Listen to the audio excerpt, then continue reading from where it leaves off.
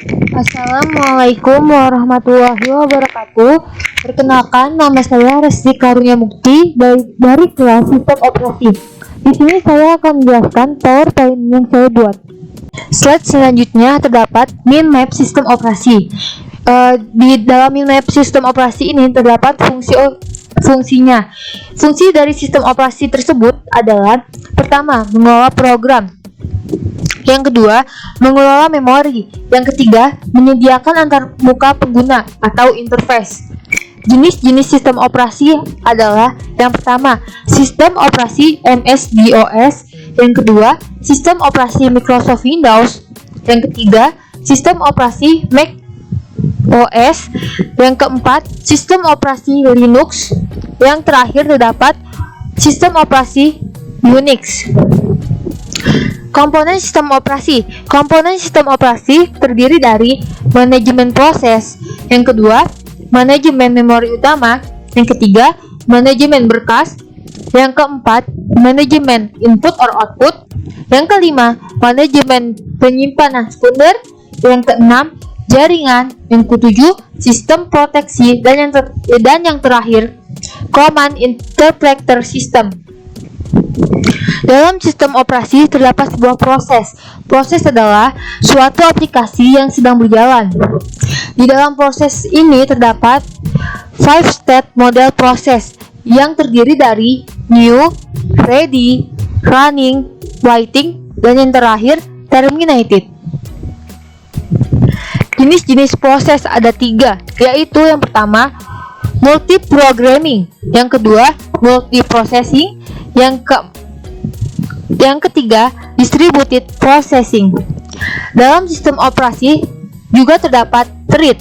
Thread ini adalah beberapa pekerjaan yang dijalankan dalam satu prosesnya. Jenis-jenis thread yaitu single thread, yang kedua, multi-thread. Keuntungan dalam menggunakan thread ini yaitu responsiveness, yang kedua, resource sharing, yang ketiga, ekonomi, dan yang terakhir, utilization of multiprocessor architectures. Slide selanjutnya terdapat komponen sistem operasi. Komponen sistem operasi terdiri dari: pertama, manajemen proses. Proses adalah keadaan ketika sebuah program sedang dieksekusi. Sebuah proses membutuhkan beberapa sumber daya untuk menyelesaikan tugasnya. Yang kedua, dalam komponen sistem operasi yaitu terdapat manajemen memori utama. Manajemen memori utama ini lebih dikenal sebagai array yang besar dari word atau byte yang ukurannya mencapai ratusan, ribuan, atau bahkan jutaan. Yang ketiga, terdapat manajemen penyimpanan sekunder. Manajemen penyimpanan sekunder ini, data yang disimpan dalam memori utama bersifat sementara dan jumlahnya sangat kecil. Oleh karena itu, untuk menyimpan keseluruhan data dan program komputer dibutuhkan secondary. Yang keempat, terdapat manajemen sistem input or output. Manajemen sistem input or output ini sering disebut device manager. Menyediakan device driver yang umum sehingga operasi input or output dapat seragam atau membuka, membaca, menulis, dan menutup. Yang kelima, terdapat sistem proteksi. Sistem proteksi ini mengacu pada mekanisme untuk mengontrol akses yang dilakukan oleh program, prosesor, atau pengguna ke sistem sumber daya. Yang keenam, terdapat manajemen berkas. Berkas adalah kumpulan informasi yang berhubungan sesuai dengan tujuan pembuat berkas tersebut. Jenis-jenis sistem operasi. Yang pertama, terdapat MS-DOS. Sistem operasi MS-DOS adalah cikal bakal dari Microsoft Windows yang kita kenal hingga saat ini. MS-DOS sendiri sistem operasi biasa dipakai oleh komputer IBM PC atau yang kompatibel dengan perangkat serupa. Yang kedua, terdapat Microsoft Windows. Microsoft Windows atau Windows adalah sistem operasi yang cukup populer dan merajai perangkat lunak komputer yang ada di seluruh dunia. Yang ketiga, terdapat Unix. Unix adalah sistem operasi yang dikembangkan pada tahun 1965 dengan proyek awal yang disebut multiplexit. Information and Computing Service atau Multich. Yang keempat, terdapat Linux. Linux merupakan pengembangan dari sistem operasi Unix yang lebih lengkap. Linux sendiri bersifat open source, di mana user bisa dengan bebas mengembangkan atau menggandakan program dengan lisensi resmi dari GNU not Unix. Dan terakhir dapat Mac OS. Sistem operasi Mac OS ini atau Macintosh Operating System merupakan sistem operasi pertama berbasis GUI yang dirilis Apple Computer pada tahun 1984. Slide selanjutnya terdapat arsitektur komputer. Arsitektur komputer adalah suatu ilmu yang mempelajari tentang tata cara untuk menghubungkan berbagai komponen perangkat keras agar tercipta sebuah sistem komputer yang dapat bekerja sesuai dengan fungsinya. Arsitektur komputer akan menghasilkan sebuah konsep perencanaan berupa rencana cetak biru dan hubungannya dengan berbagai perangkat yang didesain. Fungsi arsitektur komputer. Yang pertama, memudahkan untuk perbaikan komputer. Yang kedua, memperbanyak penggunaan prosesor. Yang ketiga, memperbanyak user. Yang keempat, memberikan gambaran aplikasi yang dibuat. Jenis arsitektur komputer ada dua, yaitu komputer MISD. MISD kepanjangan dari Multiple Instruction Single Data, salah satu jenis arsitektur data yang menggunakan lebih dari satu prosesor. Yang kedua, MMID. MMID kepanjangan dari Multiple Instruction Multiple Data, sama seperti komputer MISD yang menggunakan lebih dari satu prosesor daripada setiap prosesor memiliki instruksi yang berbeda dalam pengelolaan data. Arsitektur komputer selanjutnya yaitu komputer SISD. Jenis arsitektur ini menggunakan arsitektur von Neumann karena hanya menggunakan satu prosesor saja. Dan terakhir terdapat komputer SIMD. Model ini dibangun dengan sistem paralel. Dalam satu unit kontrol dapat mengendalikan semua prosesor. Slide selanjutnya terdapat pengertian dan fungsi algoritma penjadwalan. Penjadwalan berkaitan dengan permasalahan memutuskan proses mana yang akan dilaksanakan dalam suatu sistem. Proses yang belum mendapatkan jatah alokasi dari CPU akan mengantri di ready queue. Selanjutnya, algoritma penjadwalan berfungsi untuk menentukan proses manakah yang ada di ready queue yang akan dieksekusi oleh CPU. Jenis-jenis algoritma penjadwalan terdapat dua. Yang pertama, non-preemptive.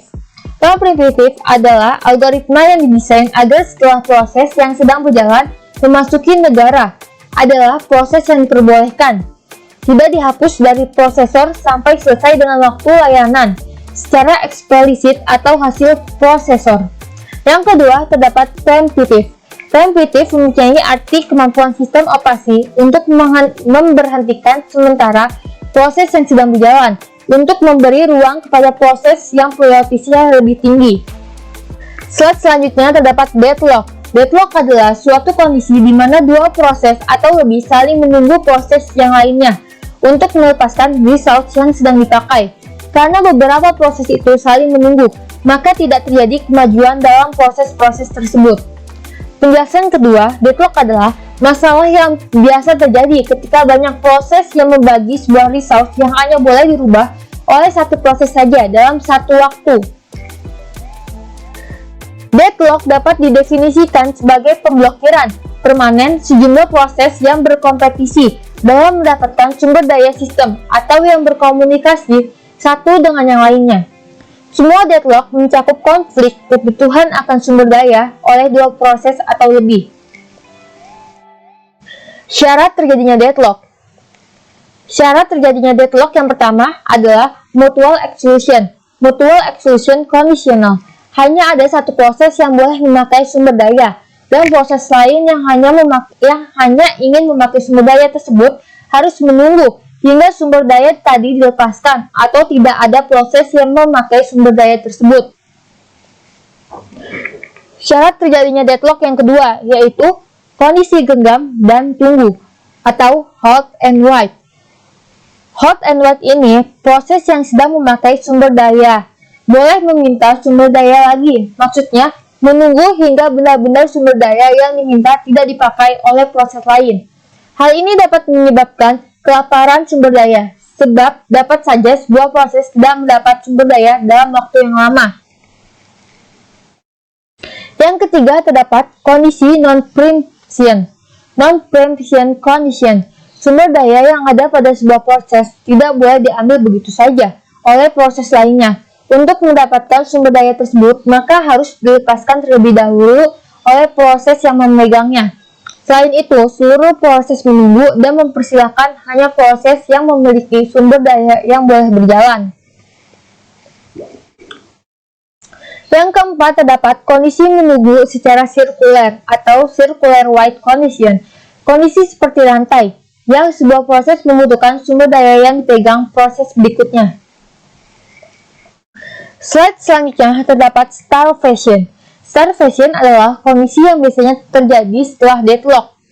Proses yang kekurangan resource karena terjadi deadlock tidak akan pernah mendapat resource yang dibutuhkan sehingga mengalami starvation atau kelaparan.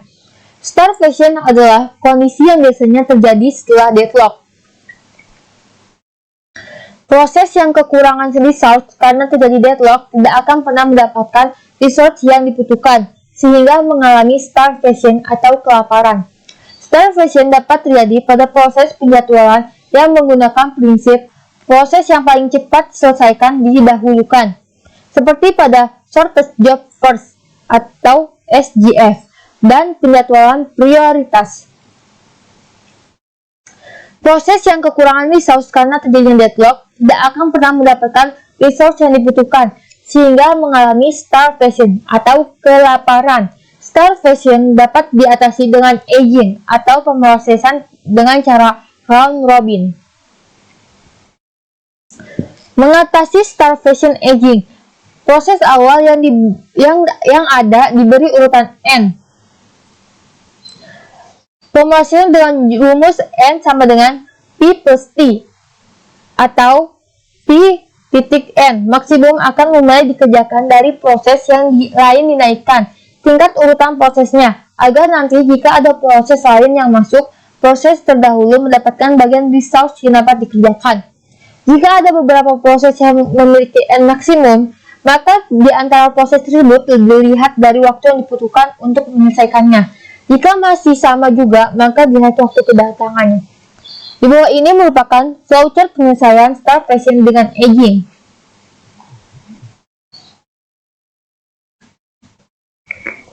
Mengatasi starvation RR. Ada beberapa cara untuk mengatasi starvation, salah satunya dengan aging. Proses awal yang ada diberi urutan N. Pemrosesan dengan rumus N sama dengan P plus T garis miring P titik N. Maksimum akan mulai dikerjakan dan proses yang lain dinaikkan tingkat urutan prosesnya agar nanti jika ada proses yang lain masuk, proses terdahulu mendapatkan bagian resource dan dapat dikerjakan jika ada beberapa proses yang memiliki N maksimum. Maka di antara proses tersebut dilihat dari waktu yang dibutuhkan untuk menyelesaikannya. Starvation juga dapat diatasi dengan pemrosesan dengan cara round robin. Round robin adalah proses yang akan dimasukkan ke dalam antrian menurut proses kedatangannya. Dalam penyelesaiannya, suatu proses tidak akan langsung selesai jika waktu yang dibutuhkan melebihi waktu kuantum yang diberikan. Waktu kuantum ini adalah waktu yang telah diberikan untuk menyelesaikan suatu proses. Ketika suatu proses telah mencapai batas waktu kuantum, sisa dari proses tersebut dikembalikan ke antrian paling belakang dari resource dan resource dipindahkan ke proses selanjutnya. Dengan cara ini, semua proses yang mengantri akan mendapatkan resource secara bergantian. Tidak ada proses yang memonopoli resource, sehingga semua proses dapat diselesaikan. Slide selanjutnya terdapat perangkat lunak. Secara umum, perangkat lunak pada komputer memiliki dua fungsi utama.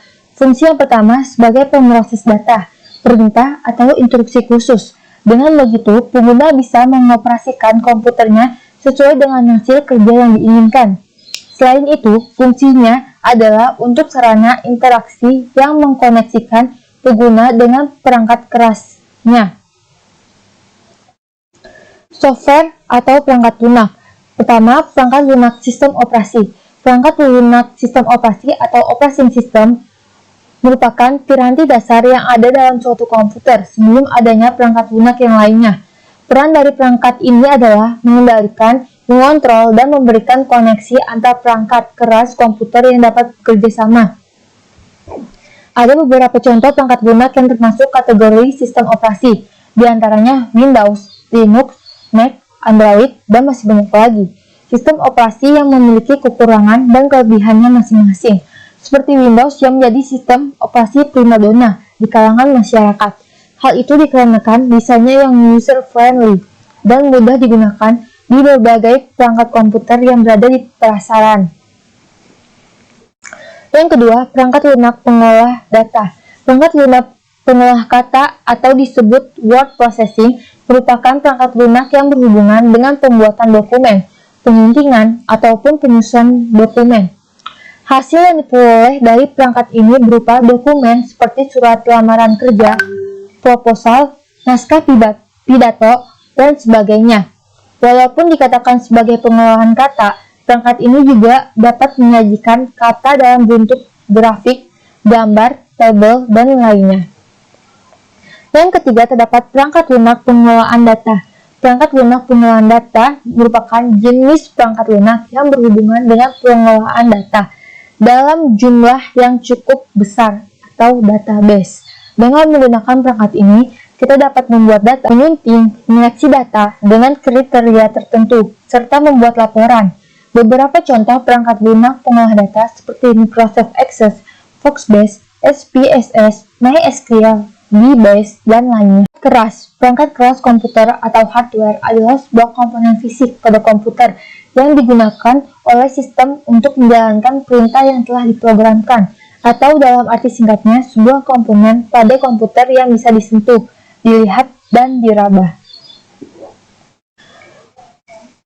Perangkat keras yaitu yang pertama terdapat CPU atau Central Processing Unit. CPU adalah pusat pengendalian dan pemrosesan pada sebuah komputer yang mengatur semua instruksi, program, dan semua aktivitas yang dilakukan dalam komputer, sehingga CPU bisa disebut sebagai otak dari komputer. Yang kedua terdapat motherboard atau mainboard. Mainboard adalah papan sirkuit utama yang berguna sebagai tempat macam-macam komponen elektronik yang saling terhubung, yang memiliki chip BIOS, port, slot, dan jalur konektor sebagai penghubung dari masing-masing perangkat. Yang ketiga terdapat hard disk. Hard disk adalah perangkat keras yang terbuat dari bahan baku yang berlapisi piringan magnetik oksida yang mempunyai kapasitas penyimpanan yang sangat besar. Yang keempat terdapat RAM atau Random Access Memory. RAM ini adalah tempat di mana kita menemukan instruksi-instruksi yang hendak dikerjakan dan sebagai media penyimpanan sementara. Terima kasih. Sekian penjelasan yang dapat saya sampaikan. Kurang lebihnya mohon maaf jika ada tutur kata yang salah. Terakhir saya ucapkan wassalamualaikum warahmatullahi wabarakatuh.